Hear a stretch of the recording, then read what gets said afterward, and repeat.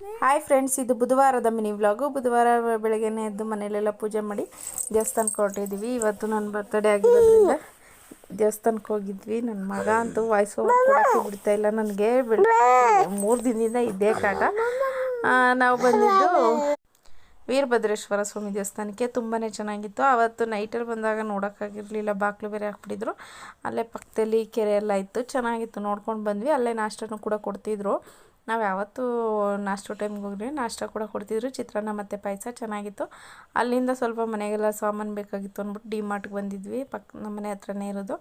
ಎಲ್ಲ ಡಿ ಮಾರ್ಟಲ್ಲೆಲ್ಲ ತೊಗೊಂಡು ಆಚೆ ಬಂದ್ವಿ. ಎಲ್ಲರೂ ಒಂದೊಂದು ಐಸ್ ತೊಗೊಂಡು ತಿಂದ್ಕೊಂಡು ಮನೆಗೆ ಬಂದು ಸ್ವಲ್ಪ ಹೊತ್ತು ರೆಸ್ಟ್ ಮಾಡಿ ಅಲ್ಲಿಂದ ನೈಟು ಇದು ಯಾವುದಿದು ರೆಸಾರ್ಟ್ ಮರ್ತೋಗಿದೆ, ರಾಸ್ತಾ ರೆಸಾರ್ಟ್ ಅಂತ. ತುಂಬಾ ಚೆನ್ನಾಗಿತ್ತು. ತುಂಬ ದಿನದಿಂದ ಅಂದ್ಕೊತಿದ್ವಿ. ಇನ್ನೇನು ಸುಮಾರು 3 ವರ್ಷದ ಮೇಲಾಗೋಗಿತ್ತು.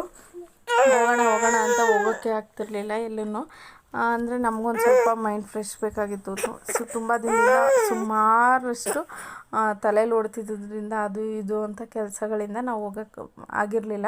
ಹಿಂಗೆ ಎಲ್ಲರೂ ಮಾತಾಡ್ಕೊಂಡಿದ್ವಿ. ಬರ್ತಡೇ ದಿನ ಹೋಗೋಣ ಅಂತ ಹೋಗಿದ್ವಿ. ಅದಾದಮೇಲೆ ಕೇಕ್ ಕೂಡ ತಂದರು ಅಲ್ಲೇ, ಚೀಸ್ ಕೇಕು. ನಾವು ಯಾವತ್ತೂ ತಿಂದಿರಲಿಲ್ಲ, ತುಂಬಾ ಚೆನ್ನಾಗಿತ್ತು.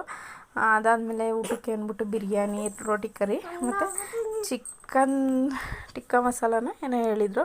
ಇಷ್ಟು ತೊಗೊಂಡಿದ್ವಿ. ತುಂಬಾ ಚೆನ್ನಾಗಿತ್ತು. ಇನ್ನು ಮತ್ತೆ ಬಂದು ಹುಡುಗರಿಗೆಲ್ಲ ಊಟ ಮಾಡಿಸ್ತಾಯಿದ್ರು.